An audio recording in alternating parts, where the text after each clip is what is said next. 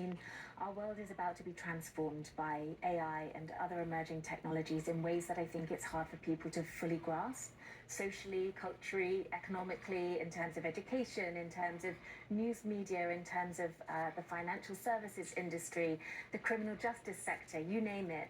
It is about to be changed. And right now, the foundations of those new forms, those new worlds are being built. What's happening is that we are seeing that emerging technologies, and AI in particular, are re-embedding existing problems, particularly structural inequalities like sexism and racism, into the foundations of that new world that we will all be living in. So if we don't act now, if we don't talk about this now, it's going to be very difficult to unpick later on. Just to kind of set the groundwork here, when you talk about the intersection of misogyny, sexism, and these new technologies, how different are the experiences for men and women online and dealing with these tech? I mean, they are so dramatic that it is almost like a different world. For example, we know that women are 17 times more likely to experience online abuse than men are.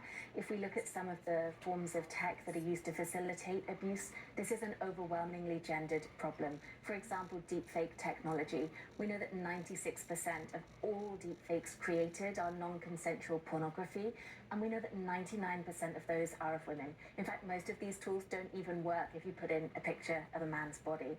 And it has a huge impact on uptake. So we're about to have a world transformed by AI, but already if you look at the 16 to 24 age bracket, 71% of men in that age bracket say that they're already using AI weekly, and only 59% of women. So there is a huge gap in terms of access to tools that's caused by that difference in experience. The section on deepfake images and video really startled me, because you wrote about this division between men and women on there. You said that this you discovered as you researched, quote, "I found thousands of deepfake videos depicting every female celebrity you can think of. I didn't see a single deepfake porn video of a male celebrity, not one." Yeah. Why not? Well, partly because the tools literally have not been built to create them, and partly because we know that this is a very old problem. You know, misogyny and violence against women and girls is so widespread. This is a new iteration of it. It impacts women to such a vast degree. For example, 1 in 6 congresswomen here in the US have experienced this particular form of abuse. It is a huge problem for women, and it is very different for men. And I want to point out, too, this isn't something you're writing about hypothetically or something you're just studying. You have lived through this yourself. Tell us about that and the impact it had on you. Some of the men who were angry about my previous book, Men Who Hate Women, chose to take out that anger by sending me deepfake pornographic videos that they had created of me.